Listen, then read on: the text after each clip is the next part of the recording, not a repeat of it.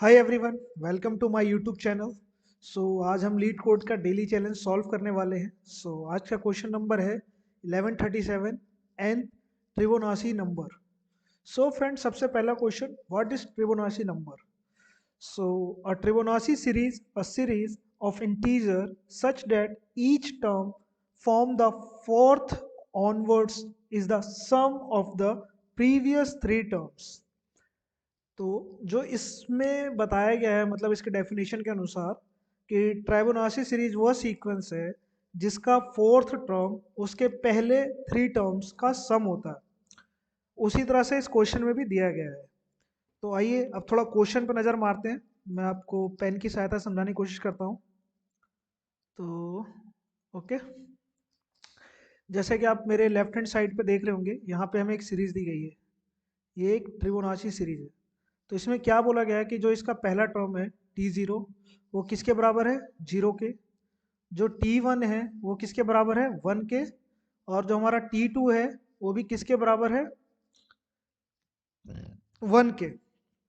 ठीक है। लेकिन जो इसके बाद का जो सम है, जो हम कह सकते हैं अगर थर्ड टर्म, तो वो किसके बराबर है? वो किसके बराबर है? T0 plus T1 plus T2। इनके बराबर क्या है? ये हमारा थर्ड टर्म है। ठीक है।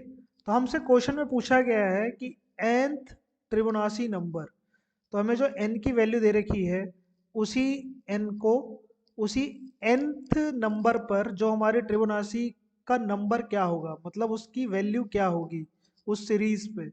जैसे किसी सीरीज में अगर एक पद एक टर्म है, सेकंड टर्म है, थर्ड टर्म है, फोर्थ टर्म है, तो उसी तरह से पूछा गया है कि ये nth टर्म तक होगा। ठीक है। तो इस nth टर्म पे उसकी वैल्यू क्या है, वो वैल्यू हम लोगों को बतानी है इस क्वेश्चन में।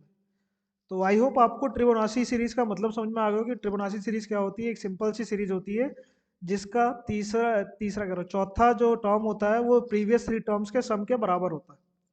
ठीक है। तो इसी की हेल्प से हम इस क्वेश्चन को सॉल्व करने जा रहे हैं।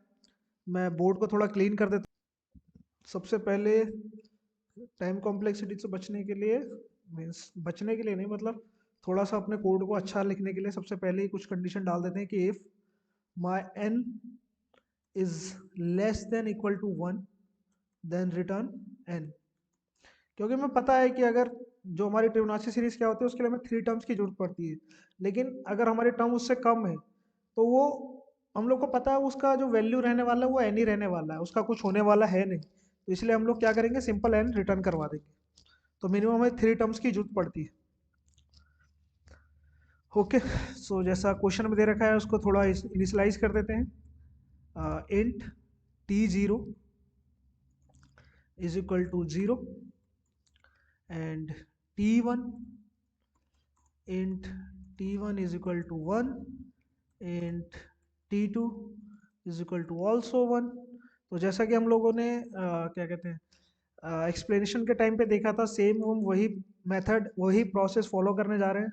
सबसे पहले एक लूप चलाएंगे for int I is equal to 3, I less than equal to n and I plus plus.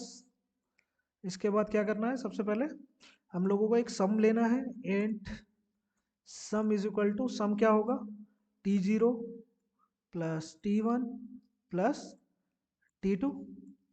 Okay friends, I hope आप लोग को यहाँ तक समझ में आया होगा, क्योंकि मैंने इस कोड को बहुत सिंपल रखने की कोशिश की है।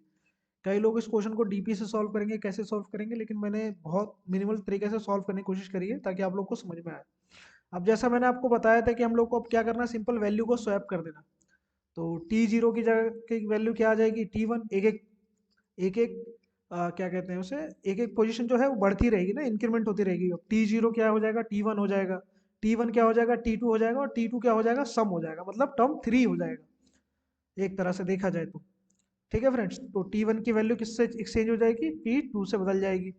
और जो T2 की वैल्यू है वो किससे बदलेगी? सम से बदलेगी। ठीक है, सिंपल।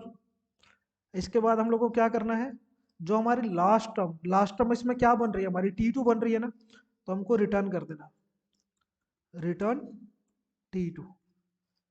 आइए अब एक बार इसको रन करके देखते हैं क्या ये रन हो रहा। ओके, यहाँ पे हम लोग को कंपाइल एरर मिला है। T is equal to 0, missing return statement.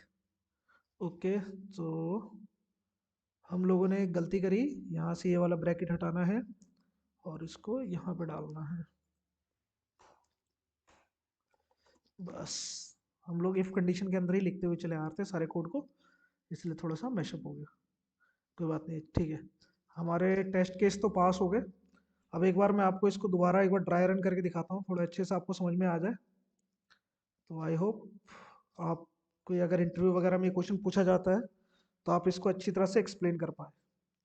ठीक है, तो चलिए चालू करते हैं। सबसे पहले तो आप देखिए कि जो हमने पहले आपको बताया था कि हमने 3 टर्म्स ली हैं, T0, T1, T2। जो इनकी इनिशियल वैल्यू वो कितनी है, 0 है, 1 है और 1 है। ठीक है, इसके बाद हमने क्या करा, एक फोर लूप चलाया i इज इक्वल टू 3 से i less than equal to n से i less than equal to n तक जो हमारा लूप चलेगा। ठीक है, उस लूप के अंदर हमने एक सम लिया, उस सम में जो ये हमारी तीनों वैल्यू थी उनको क्या कर दिया, सम कर दिया, और जो वैल्यू आई उसको स्वैप कर दिया T2 के साथ। हमने ऐसा क्यों किया, मान लीजिए कोई, जैसे मान लीजिए n1 है, n2 है, n3 है, अगर हमको इनकी एक एक वैल्यू आगे बढ़ानी है तो हम क्या कर सकते हैं, n1 में n2 की वैल्यू डाल सकते हैं, n2 में n3 की वैल्यू डाल सकते हैं, और n3 में जो इन दोनों की वैल्यू है उनका सम डाल सकते हैं। ठीक है फ्रेंड्स, तो इस तरह से एक एक पोजीशन आगे बढ़ जाएगी और हम लोगों को अगली पोजीशन मिलती रहेगी। तो ये सिंपल सा फंडा था। अगर हम यहाँ पे देखें, जो शुरुआत में हमारा i इज इक्वल टू 3 है, तो उस समय पे हमारा क्या सम क्या रहा, अगर हम सम निकालें T0 plus T1 plus T2 का, तो जो उसका सम आएगा फ्रेंड्स वो आएगा 2। ठीक है, और एक मिनट में पहले इसको मिटा देता हूँ, थोड़ा ज़्यादा गंदगी से लग रहा है। हाँ, अगर हम यहाँ पे सम देखें तो जो हमारा सम कितना आ रहा है, 2 आ रहा है। अब हमारा सम तो 2 आ गया, ठीक है, अब T0 की जगह T1 रखना है, तो इनिशियल T0 की वैल्यू कितनी थी, 0, अब वो हो जाएगी क्या, 1। T1 की वैल्यू इनिशियली क्या थी, 1, तो वो किससे एक्सचेंज हो जाएगी, T2 से, तो वो 1 ही रहेगी क्योंकि T2 की वैल्यू क्या है, 1। बट फ्रेंड T2 की वैल्यू अब सम हो गई है, तो सम कितना आया था, टोटल 2 आया था, तो अब ये 1 नहीं है, अब ये 2 है। ठीक है, ये तो हमारा हो गया एक लूप के अंदर, जैसे जो एक हम लोग प्रोसेस फॉलो करते हैं कि आई हमेशा इंक्रीमेंट होगा, तो ये जो हमारा पहला प्रोसेस था वो खत्म हुआ। अब इसके बाद हमारा आई प्लस प्लस कॉल होगा, तो ये हमारा इंक्रीमेंट 3 से होके हो जाएगा क्या, 4, और हमारा लूप भी कहाँ तक चलेगा, 4 तक ही चलेगा, 4 से ज़्यादा नहीं चलेगा। तो अभी तो हमारा लूप चलेगा क्योंकि i is less than equal to n है। अगर देखा जाए तो 4 is less than equal to 4, तो ये कंडीशन ट्रू है। तो फिर हम यहाँ पे आएंगे, अगेन हमें T0 plus T1 plus T2 का सम निकालना पड़ेगा। तो इस समय हमारा सम क्या होगा, देखा जाए तो इस समय हमारा सम क्या होगा, 2 1 1 मीन्स 2 प्लस 1 3, 3 प्लस 1 4। इस बार हमारा सम क्या हो गया, 4 हो गया।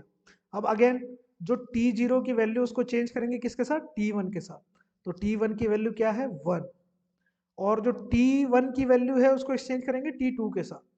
तो जो T1 की वैल्यू इनिशियली क्या थी, 1 थी, और लेकिन जो T2 की वैल्यू क्या है, 2 है, तो अब ये 1 ना होके 2 हो जाएगी, और जो T2 की वैल्यू वो कितनी आ जाएगी, सम के बराबर मीन्स 4। इसलिए हमने यहाँ पे T2 रिटर्न किया था ताकि हमारे लास्ट टर्म की वैल्यू मिले 4। और यहाँ पे आप देख सकते हैं इनपुट और आउटपुट देखिए इधर भी 4 आ रहा है। तो ये उसका फ्रेंड्स ड्राई रन था। आई होप आपको अच्छा लगा हो। वीडियो अगर अच्छी लगी हो तो please like share and subscribe, and please support us, और एक लाइक ज़रूर दीजिए इस क्वेश्चन के लिए क्योंकि ये क्वेश्चन आज के डेली कॉन्टेस्ट में पूछा गया था। Thank you friends.